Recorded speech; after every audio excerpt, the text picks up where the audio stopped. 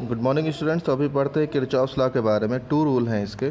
First rule है junction rule जिसे कहते हैं, यानी किसी सर्किट में अगर कहीं कोई जंक्शन है तो अलग अलग डायरेक्शन से आने वाली या फिर उस जंक्शन से अलग अलग डायरेक्शंस में जाने वाली जो करंट होती हैं उनका अलजेब्रिक सम क्या होता है, ज़ीरो होता है। यहाँ फिगर में आप देख रहे हैं I1 I2 जंक्शन की ओर आ रही हैं, इसलिए हमने प्लस में ले लिया है, जबकि I3 I4 जंक्शन से दूर जा रही है, इसलिए हमने इसको माइनस ले लिया है। क्यों? क्योंकि अलजेब्रिक सम इसका डायरेक्शन वाइज होता है, तो इनका सम क्या होता है, जीरो होता है। ये पहला रूल है। दूसरा क्या है, लूप रूल कहते हैं, यानी किसी सर्किट में अगर लूप बन रहे हों, क्लोज मैश बन रहे हों, तो किसी भी एक लूप की अगर हम बात करें तो उसमें I और R का प्रोडक्ट जो होगा उनका अलजेब्रिक सम उस लूप में जो सेल लगे होंगे उनके ईएमएफ के अलजेब्रिक सम के बराबर होगा।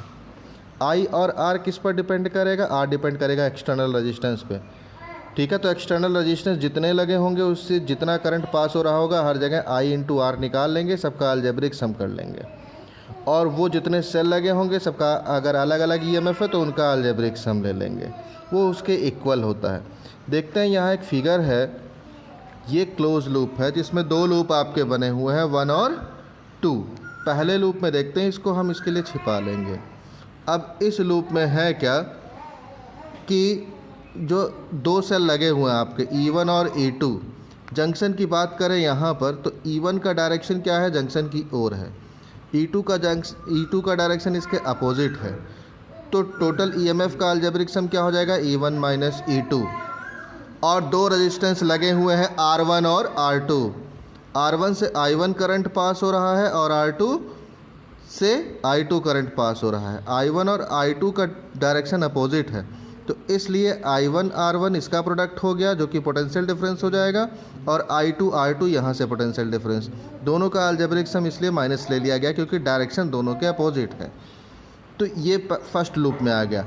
सेकेंड लूप की अगर हम बात करें तो अब I1 और I2 यहाँ आकर के मिल जाता है, I1 प्लस I2 बन जाएगा। ये करंट पास होगा R3 से। किससे? R3 से।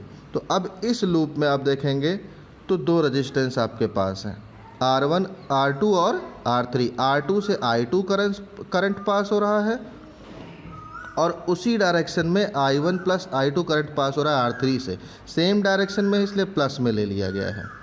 इक्वल टू, क्योंकि इस क्लोज मैश में एक ही सेल है E2, तो वो E2 के बराबर हो गया है। ठीक है, नेक्स्ट वीडियो में हम देखते हैं व्हीटस्टोन ब्रिज के बारे में।